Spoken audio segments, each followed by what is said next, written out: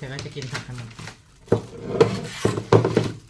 ไม่รู้มันบูดอย่างเธออันเนี้ยไม่บูดหรอก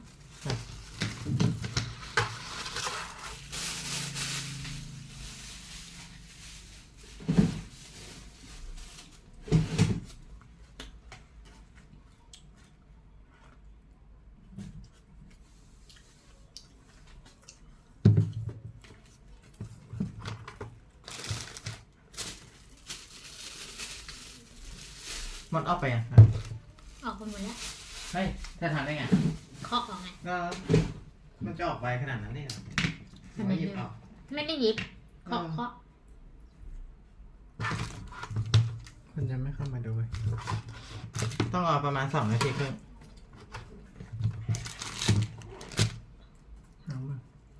งานแล้วไม่ได้กินหมูปิ้งหรอก่อนจะไปเจอแม่อีกต้อง4 วันเนี่ยวันนี้24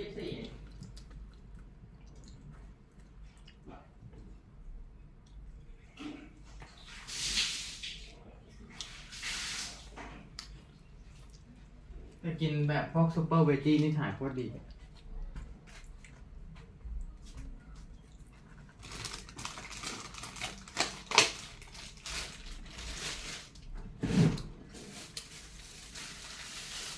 ทำพุดดิ้งเหรอไม่ใช่ครับจะกินกับนม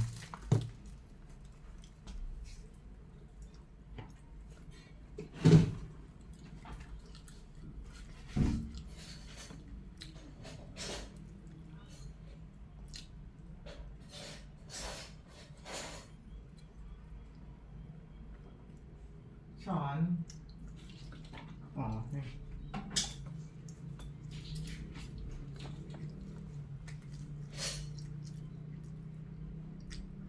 จนมากคนไปที่ร้านแล้วไม่ได้เอามาใช่เหรอช้อนเรา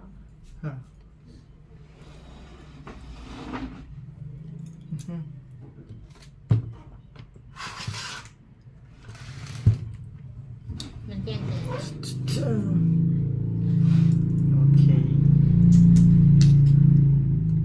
time to eat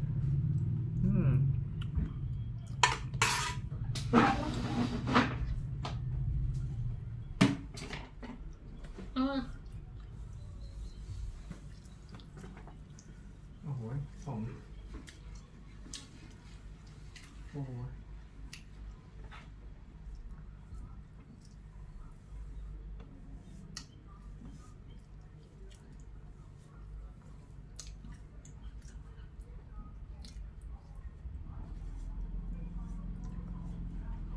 เมื่อคืนดูในโทรศัพท์แท็กซี่คนนั้นเฮ้ยดีหรืออะไรเขาจะโกงคนโดยสารไงอ๋อเขาให้1,000ใช่ไหมเขาบอกไม่มีตังค์ทอนเขายังไม่ได้หาเลยผู้หญิงด้วยนะหมายถึงว่าผู้โดยสารเที่ยวเอาอันนี้งานดีก็ดีอยู่ไม่ใช่ไม่ดีดียังไงก็อุตาหรณ์เนี่ยเดี๋ยวไม่ฟังเรื่องแบบนี้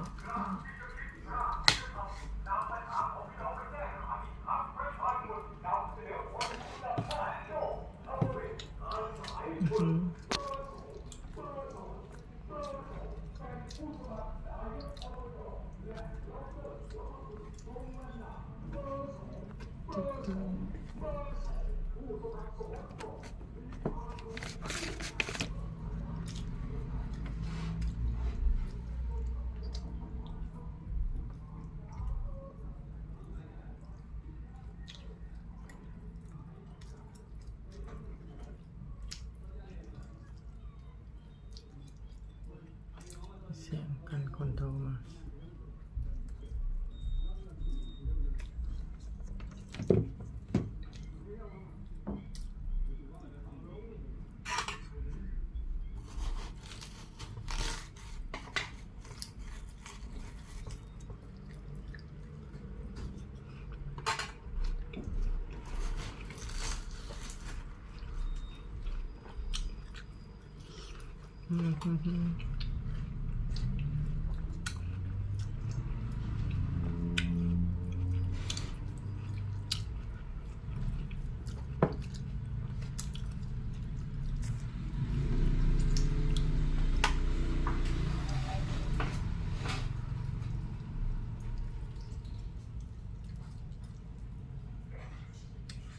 ใ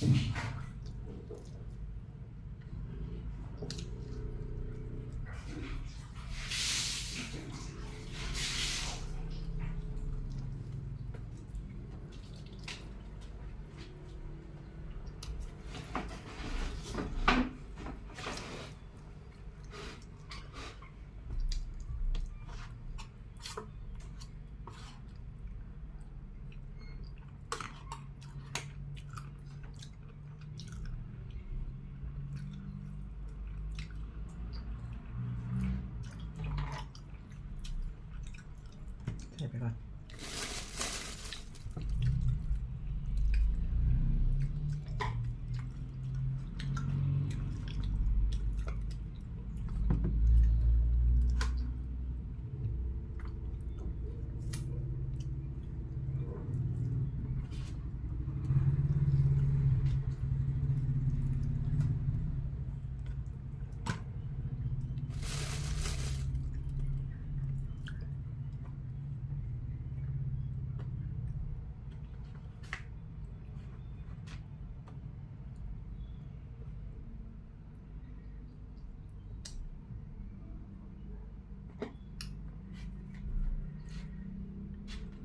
Country. We're going to also slash something else, the waste in our bloated federal bureaucracy.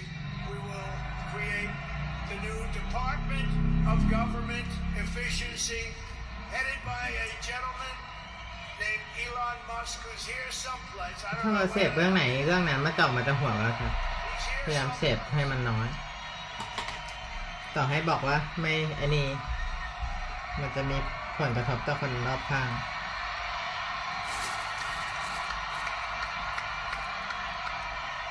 Come here, Elon.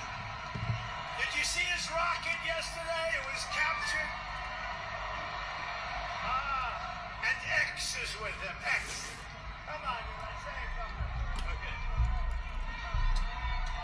Thank you, Mr. President. Sorry, little X just followed me on the stage here. He's a very enthusiastic supporter, as you can see. Woo!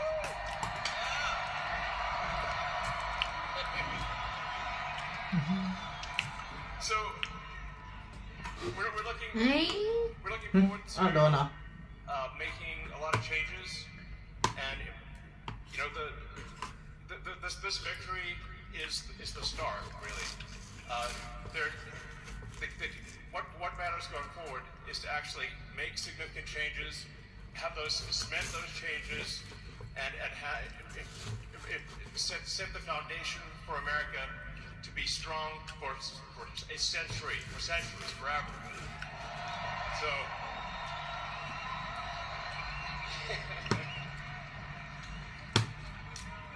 And make America great again. Yeah.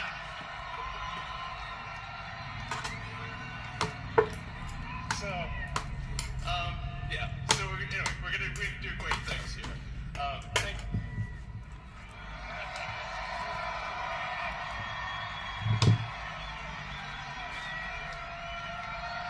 Thank you, Elon.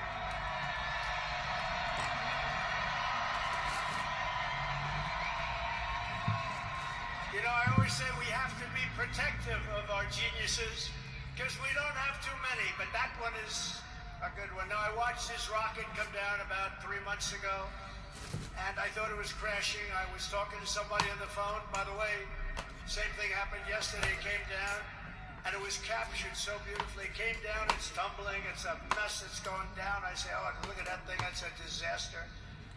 And then it gets like a couple of miles away from Earth, and all of a sudden the engines start going on, the things start, and then I see it coming in and landing in the gantry, and I'm watching it and say, oh, it's going to crash. Oh, but those engines came out and they blew the fire all over the place.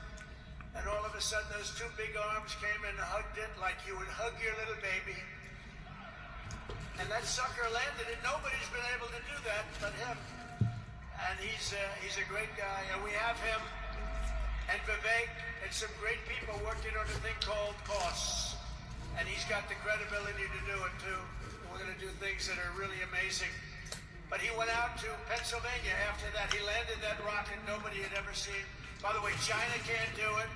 Russia can't do it or come close. It would be 10 years before they can do it.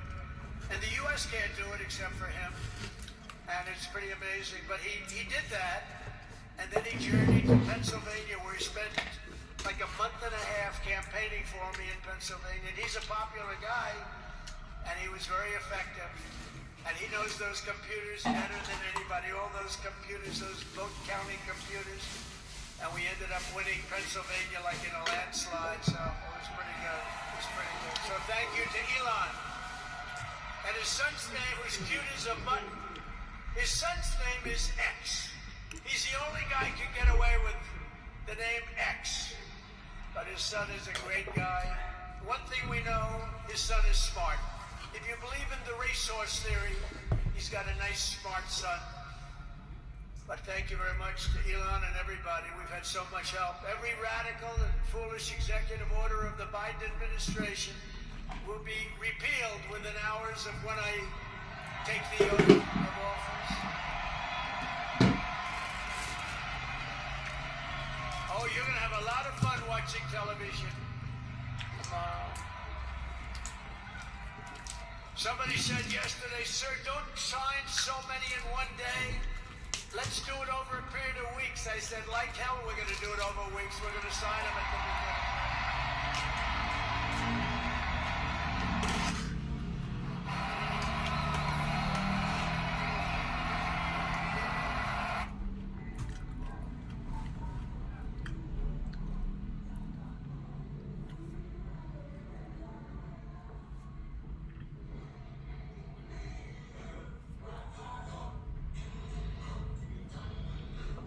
It isn't just President Trump getting this sort of coverage. His allies are now in the crosshairs. And I just want to say thank you for making it happen. Thank you.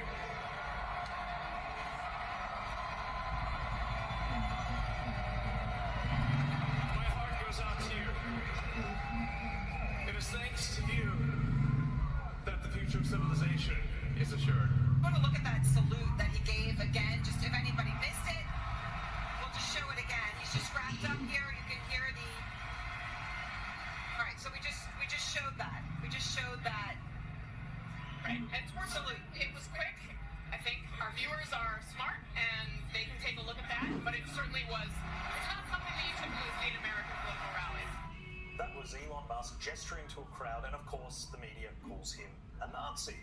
Now, CNN was very careful not to directly state that Musk was a Nazi. But we all know what they were trying to say, and they were not alone. The Guardian Australia even went a few steps further, just stating as a fact that he was making a nut.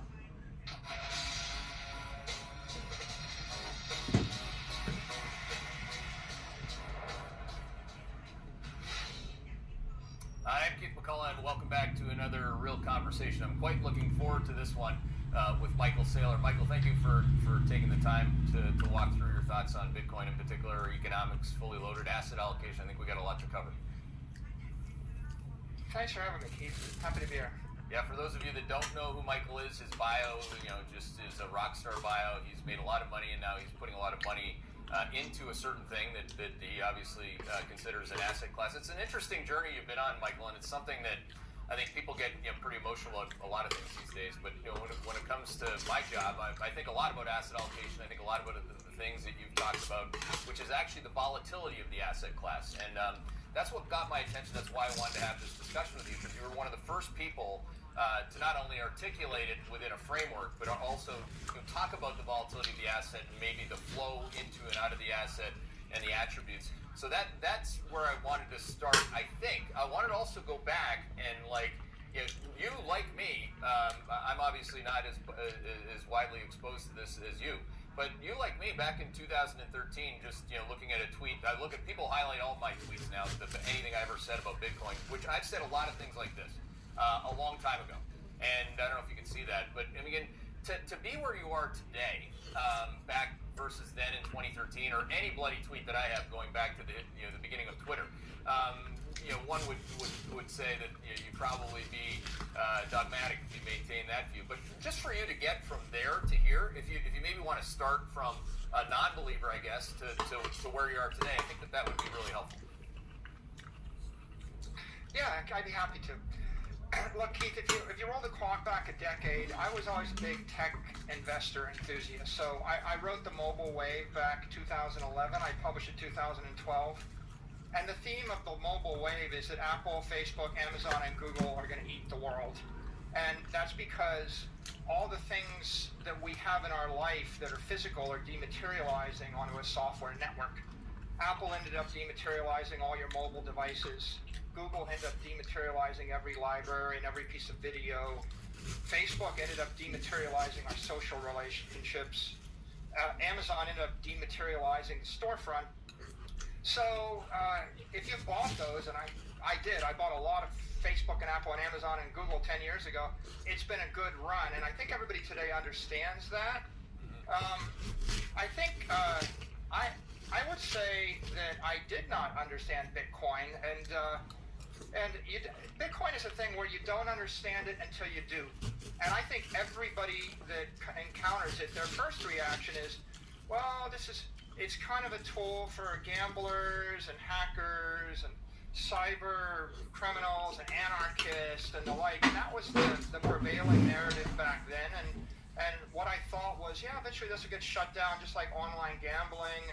And I'd seen what happened with trade sports and the online odds makers. And I thought they were really cool, but I just noticed the regulators shut them down. So I said that when Bitcoin was $111, and then I ignored it when it went through $1,000, and we bought it at $11,111. A lot of it. But what I'd say, Keith, is better late than never. Yeah. A lot of people said, Warren Buffett missed Apple. Warren Buffett missed Apple for 8 of those 10 years, and then he must have made more money on Apple stock in the last 20% of that run than he made on any investment in his entire life, and he probably made it without even noticing he made it. Because ultimately, the thing about technology is figure out the thing that's going to eat the world. If you're right, own it, hold it, and wait. Well, that's how you became a billionaire. Like, just to put it on the table, that you started your own company, you built it and you owned it and you held it. And there are a lot of different ways to do that. Your ability to buy as much Bitcoin as you did was built on the same belief, right? I'm going to build something that people don't quite believe yet or understand, and I'm going to hold it. Look, Keith, I think there's 3 ways to make money in this world. You can make something, you can trade something, you can own something. Okay, so I started when I was 24 years old making something, and I've spent 30 years of my life making business intelligence software. Let me tell you, it's really hard to make things, and you have to be the best in the world at that. And if you are, you know you are. So you can normally only do that in one place. After I made a modicum of money, then it's a question, do you trade it or do you own it? People that know how to trade stuff, I respect them. I just can't do it. You have to be dedicated and committed and understand it, and it's very complicated. So I'm not a good trader. I once tried to buy call options on Apple, and I knew Apple was going to eat the world. I thought, these guys are going to have 1 billion people doing everything. I bought Apple stock, and I made 10x, 20x my money. And that was good, but on the other hand, when I bought the call option, I bought 18-month leaps, and Keith, I timed it exactly wrong, and can you believe you could lose money buying call options in Apple in like 2014?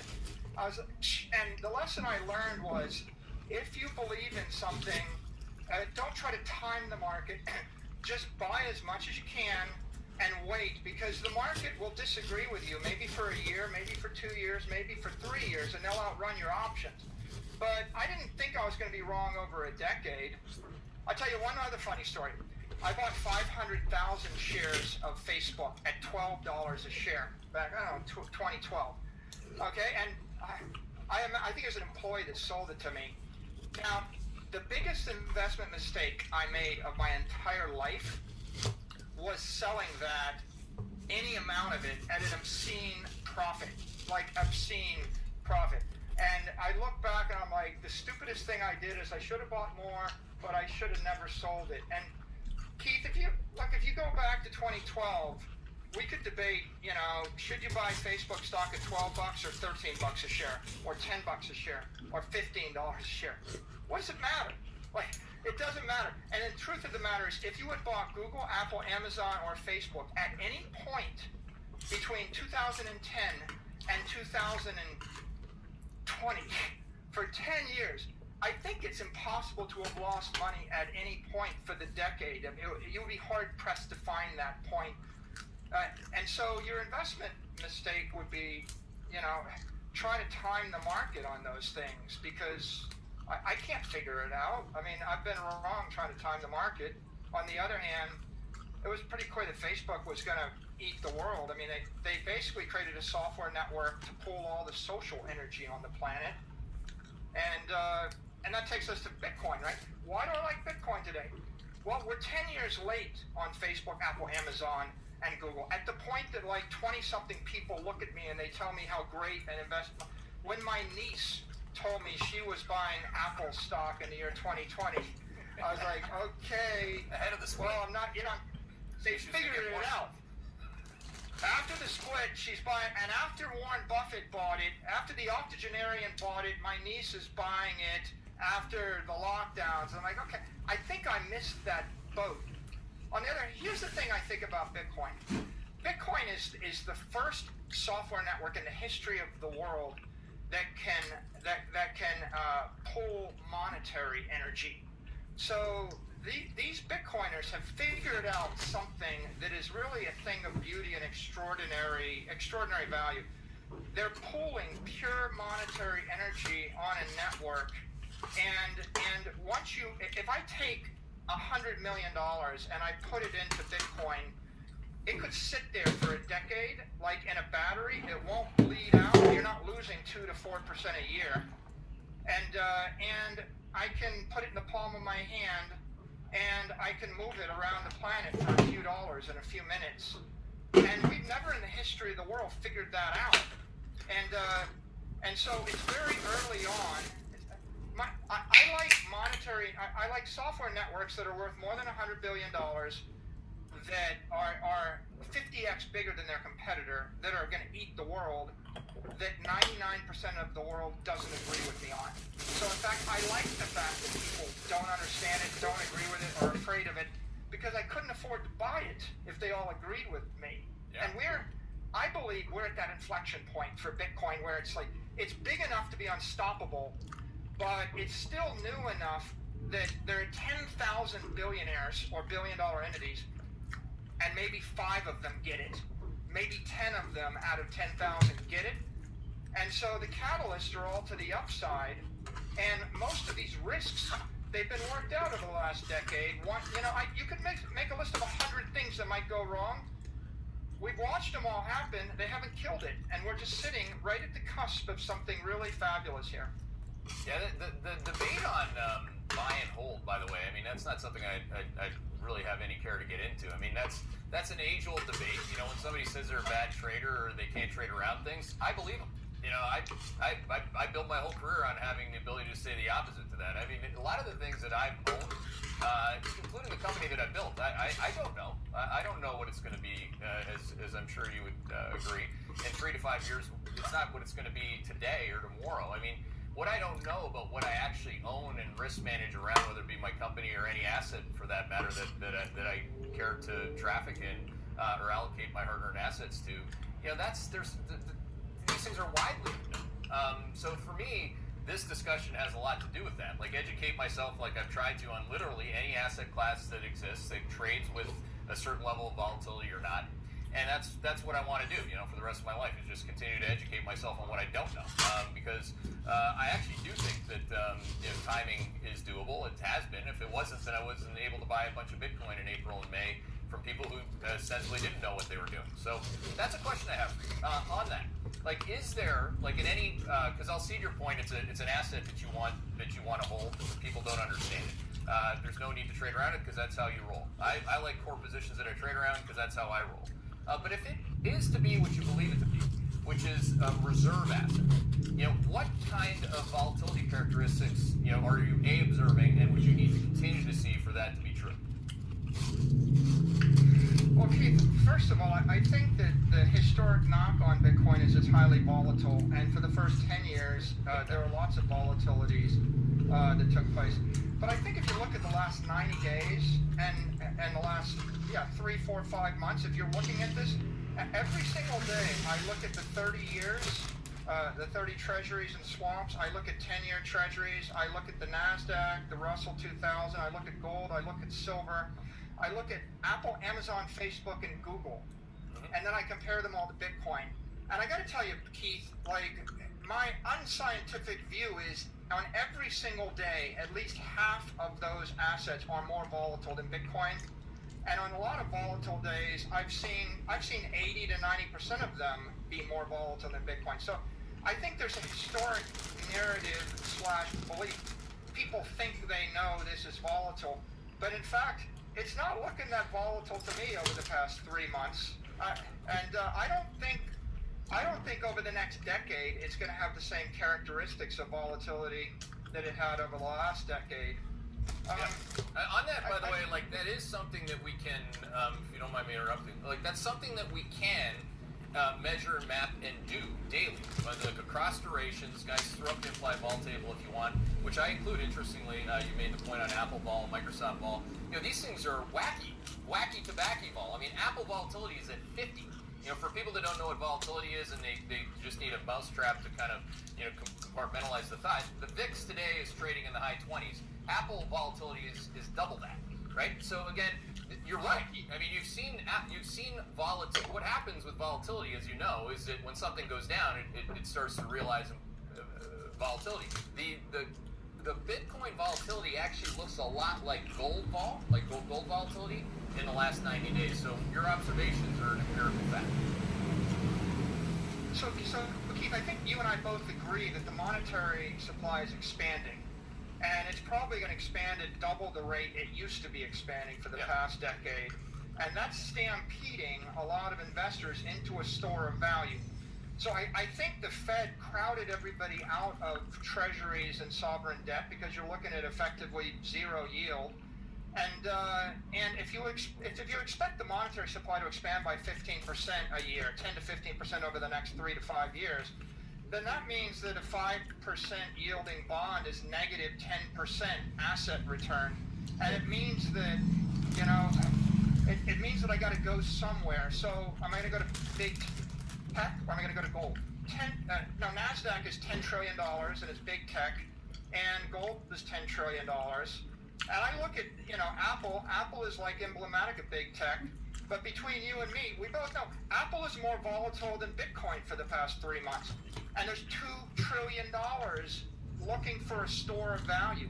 People are literally using Apple stock as a store of value because it's deflationary. Apple's buying it back, and they think Apple's not going anywhere, and they're desperate to flee currency. And so I get it. I know Apple. I can buy $1 million of Apple. I buy it. It seems to work, but it's really volatile. So if people are buying Apple and it's volatile, and then they're not buying Bitcoin when it looks less volatile, again, you would do all of your readers a big service, Keith. And I would love if you did this, because the Bitcoin analysts don't do this. The crypto analysts don't do this. They calculate volatility of Bitcoin against Tron, Chainlink, Ethereum, and Tether, and EOS. But there's $250 trillion of assets that own gold, technology, and bonds. What we need, Keith, is a one page that shows the volatility of Bitcoin versus gold, silver, Apple stock, NASDAQ, Russell 2000, Dow, bonds, 30s, 10s, etc. versus Bitcoin, 90-day and a 30-day and maybe a 6-month trailing average. And then when you get up, you can decide, is Apple your store of value? Is NASDAQ your store of value? Is gold your store of value? Is Bitcoin your store of value? Everybody can have their own opinion. Right. I just happen to be of the opinion that Bitcoin's going to... Bitcoin is the Facebook of monetary systems. And and everybody thought, Facebook, what is this thing? It's worth $10 billion in 2012. Why would anybody want to buy this thing? And I thought, well, maybe because a billion people will use it. And I think with Bitcoin, well, what happens, Keith, when a billionaire shows up with $1 billion and wants to drop it on the Bitcoin network? How many billionaires can drop $1 billion on the Bitcoin network before this thing becomes substantially more interesting and more valuable than Facebook? Because as I said, nobody ever brought 1 billion friends to Facebook. Yeah, they can bring a lot more than $1 billion if it's going to be what people believe it to be. And by the way, I love a great story. I mean, the gold story's been around for 5,000 years. It's a great old story, but it doesn't mean I own it in size at every single price. I don't want to go back into I'll own it core. I'll trade around, the risk of it. The thing is, if it is to develop the attributes of something and that's why I wanted to have this conversation to begin with. It had nothing to do with kind of the background trolling of the discussion on Twitter. It actually has to do with just that. Is it a core asset allocation, and how big is it going to be, and what is it going to replace? These things, again, you have to have a volatility assumption, because you made this is a very good point that you made here. You were using the Tron point, and I don't know shit about Tron. I mean, and if people think that's he doesn't know anything, that's fine. I already ceded the point. I don't know what the fuck that is. But again, you're talking about the flow into the pond as opposed to the ocean that is asset allocation. Like the ocean, forget $1 billion. You could, if you had the pension fund of any major state allocate, $100 billion. The system wouldn't be able to. So what we have to do is make that case, I think. Like, can it be that? And what would be the things that you would look for to establish that flow? Let me tell you why big tech is not a good store of value over the long term, and why gold is not a good store of value over the long term. Let's start with big tech. Apple's fine, but when Apple's P to E goes to 100, and then 500, and then 1,000, at some point, the CEO of Apple is going to print more stock, or he's going to buy something with it. And the way that you destroy companies is you do dilutive acquisitions. Right. So the truth is, Apple stock is not scarce. The executive team can and will eventually print more. And if that doesn't dilute you, then they've got regulatory risk, competitive risk, execution risk, a lot of moving parts, right? And maybe the Chinese government takes a different view toward Apple, just like the American government takes a certain view toward Huawei, right? So that's why they're not good over the long term. Are they good stores of value over 1, 2, 3, 5 years? Yeah. Over a decade? Not so sure. Over 100 years? Absolutely not. Now, why isn't gold a good store of value? By the way, people make fun of me for talking about 100 years, but there's nothing in Western civilization that we really cherish that isn't 100 years old. Mozart, Beethoven, cathedrals, the country, our cities, right? There's a lot. If you really care about something, you look out 100 years, it clarifies all the noise. Now you back up and you can see why you don't want to store all of your money in an equity. Now let's go to gold. If you put $100 million into gold and the gold miners print 2 to 3% more a year, let's say 2% more, well, over 100 years, you lose 88% of your purchasing power. Now, why did that work in the past few hundred years? Because gold dilutes 2% a year and the economy grows by 2% a year. So roughly the power of what you can buy with gold as you mine 2% more a year in a 2% expanding economy is the same. That's one reason it worked. The other reason it worked is we had no other option. There's no choice. Yep. Welcome to the land of no choice. So in the year 2020, you have a choice. You have a digital gold. They can't make any more. Bitcoin miners are the friends of Bitcoin owners. They're not the enemies of Bitcoin owners. So bottom line is, you want to store $100 million for 100 years, you put it in gold. Under the best case, you'll lose 85% of it. Under the likely case, you'll lose it all because the bank will fail, the country will fail, somebody will seize it, or someone will join it. The reason that the Bitcoin maximalists, the cyber hornets, if you will, the reason they're passionate and religious about this is because for the first time in human history, you can take all of your wealth and your life force, you can put it into an asset you can keep the keys. You can take custody of your $1 million, your $100,000. No government, no bank can take it away from you. There's nobody to tell you you can't own your life force. And if you have hopes and aspirations for your family, for your religion, for your life, then you have the power to achieve those hopes and aspirations without asking the permission of a bank or a government or a politician. And if money is energy, right? And this energy is going to last a long, long time. Energy is essential to life.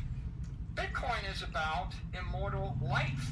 It's about achieving your hopes and aspirations for as long as you can conceive of them. Now tell me, you think you're going to love Apple stock or gold or silver bars or bonds or municipals the same way as that? I don't love anything. I mean, when it comes to assets, I mean, other than my own company and my family, I mean, it's not like, I guess that's the one difference that we have here. That's a beautiful story, by the way, and it sounds like you're a trader, it could be true. No, I can be. You can call me whatever we want. The reality is that that beautiful story does get interrupted through the other side of the trade, and that's actually, we can't just at the same. And I do appreciate that you said what you said, which is, wouldn't it be powerful and really empowering to give people the actual data, which we do, by the way. We also include inverse correlation data, which absolutely matters to Bitcoin. So when we're talking about the volatility of Bitcoin across durations, we're talking about the implied and inverse correlations that are currently existing. Even though that story is a beautiful one, this other one won't cease to exist immediately. And we do have to deal with what we call, dollar up or quad 4. And those are days where people that do believe that, like, look, I'm not sure if you know what quad 4 is. I think it's pretty straightforward. But the reality is that we back-tested that economic circumstance. Because again, no matter what your life is, the one that you love or you don't love, quad 4 is when both growth and inflation are slowing at the same time. The only time you're going to lose money in Bitcoin is in quad 4. That's a back-tested fact. It might change. It might not be a fact that everybody likes because it stirs up hornets or whatever. But I don't love or hate that, right? There's 3 different economic scenarios out of 4 where I know I'm going to make money being long Bitcoin, and that's awesome. You know what the only other thing that has that attribute, the major one that you've mentioned? It's tech, big cap tech. Big cap tech, the only time you could lose a considerable amount of your assets, a drawdown, which I think most humans should be aware of, is when you have those quad 4 deflationary conditions. So that's one thing that I just wanted to submit here today. Like, is that something that people that are, romanticizing about the story, like, are aware of fundamentally? I think it would be good for them to be aware of that, because at least they'd buy a lot more of it at the time when they could get a lot more of it at a lower price. Well, Keith, I'm glad there are traders in the world, and I'm not a trader, but if there were no traders in the world, there would be nobody to sell to me when I wanted to buy. So I want people to do that, and I appreciate it. But having said it all, let's go back to the year 2012, and let's talk about trading Google, Apple, Amazon, and Facebook. And at the end of the day, the only mistake you could make is be short any of them. At the end of the day, Amazon crushed 15,000 retailers, and Google crushed 10,000 different entertainment companies, and Apple destroyed 10,000 different device companies.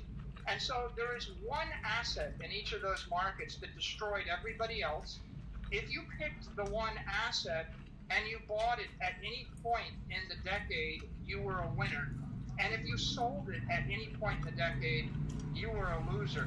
So, the difference is, when you talk about trading soybeans or corn futures or wheat or oil or whatever, these are commodities, and people make them, and the price goes up and the price goes down, and if you time it right, you make some money.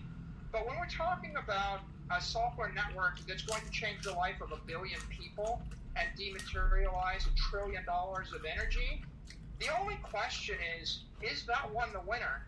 And Bitcoin is the winner of the crypto wars. It defeated 6,500 different crypto competitors, and it has risen out of those wars to be the dominant crypto asset network, just like Amazon defeated every retailer in cyberspace, just like Apple defeated everybody in mobile space, just like Facebook defeated everybody in social space. You have a chance to buy and own the winner and just wait for the rest of the world to recognize it. And you tell me, is there any winning trade of Facebook or Apple or Google or Amazon stock in the year 2012 that's better than the trade of buying it? Well, it depends Because on when I look at it, it depends on what you're looking for. I mean, it's not like there's making money because you have none, and there's that. That I get that. You can't afford to miss this because if you miss Facebook, you're an idiot. But then there's once you have money, there's risk managing the money that you have. Like I would say that a low volatility asset class that I own a shitload of and consume it, it's very liquid, is wine. I mean, it's standing the test of time. I mean, if you choose the right vintage and hold it, you can hold it and drink it and enjoy it thoroughly. There are a lot of different ways to do this. This isn't just like there's one idea that can change the world. Therefore, I mean, if you took my wine away from me, I'd hate my life. That would suck. I mean, that's my life, right? So from a libertarian's perspective, I think there are a lot. For me, what I'm really trying to find is the place for, which I have found, by the way. I found a Bitcoin as an asset allocation in my portfolio. It's not all of it, and I don't know why it has to be all or none. And I wonder what your thoughts are on that, because in addition to my company's equity, my wine, I do. There are times to own a lot of gold, and there are times not to. That's actually the lesson that I'm trying to at least engage people in with Bitcoin specifically. So Keith, all the guys that have more money than God in this world, right? They have it because they bought or owned or created a technology that changed the life of a billion people. And so I don't think you're going to get 1,000x your return on buying a nice Chateaubriand or whatever. Absolutely not. If you showed me a sugar cube that you could produce 1 billion of and give it to people, and for the rest of their life they would be perennially happy with no health issues, I would say you should invest in that wine network. But what we're talking about here is a monetary network never before in the history of the world created at the beginning of the S curve. If you buy at the beginning of the S curve and you're right, then you're going to have an extraordinary return as an investor. If you buy at the end of the S curve, maybe you'll hold some value. Look, let me ask you one more question. Say you actually wanted to take $1 million and you wanted to put it in an investment and give it to your daughter or your granddaughter in 30 years. How would you do that? Like, how do you pass down a material amount of money to your granddaughter or your daughter in 30 years? Because I can't do it with real estate in Florida. They tax it away from you in 30 years. I can't do it with any stock because I don't know the stock won't get destroyed in 30 years. I can't do it with gold because it's going to be cut in half and maybe seized by someone in 30 years. I can't do it with a bond because I can't do it with currency. With Bitcoin, because you can't make any more of it, you've got this pure piece of financial energy. You could buy it, you could hold it for no carry cost, and you would be able to hand it to someone in 30 years. So the magic of this is, for the first time in human history, we figured out how to send money forward in time 10,000 days without losing it. It's a magical thing. But if I give you a battery, if you put $1 million of electricity in a battery, it bleeds 2% a month. You lose 24% of your energy in a year. You can't do it with a battery. The gold battery bleeds 2 to 3% a year. We've got a battery that doesn't bleed energy. It's a magical achievement. Nobody in the history of economics ever created a closed monetary system that respects the laws of thermodynamics, and it doesn't bleed off monetary energy into the atmosphere. I mean, how is that not something that you would want to put some amount of monetary energy into to protect for the future? No, it sounds like exactly what you should buy when you're in Quad 4, when it's for sale. I mean, that's because the energy, and again, that's actually the way we think about gold as well. I mean, it's labor plus energy equals gold price. I mean, that absolutely is the way to think about it. I mean, okay, so when we look at, when we think about, these things and we try to, just say there's just one thing, I don't think that the market is actually giving you that message. Guys, can you throw up the inverse correlations just because, again, I think it's an important lesson. Why is it that Bitcoin got crushed in Q4 of 2018 and again in Q2 of this year, it's because it has an extremely high correlation to the currency it is debasing. You can't unlock these two things and say that you're going to be blissfully unaware of these realities, or you're just buying at a high price all the time. You're chasing it, and a lot of people chase Bitcoin. You could buy it a lot. You'd be a lot smarter buying. I'm not refuting what you're buying. I bought a shitload of it, right? I mean, I'm equating it to how I think about wine, which is, I bought a lot of it, but I'm not going to sit there and just like romanticize and not understand that the dollar, the other side of the trade, which it's replacing, doesn't have a huge immediate and intermediate term impact on the price of the thing you're buying. Okay, so Keith, I have a comment on Quad 4. First of all, there's a group of people in the world that you trade with that believe that inflation is equal to CPI, and therefore you can define a Quad 4. There's a group of people that I align with, the Bitcoiners, that believe that the true inflation rate is not CPI, but rather it's the asset inflation rate. It's the rate at which the long bond or the T-bill or equities have been moving up for the past decade, or the expansion of the monetary supply. So if you focus on inflation as CPI, it's 1% or less.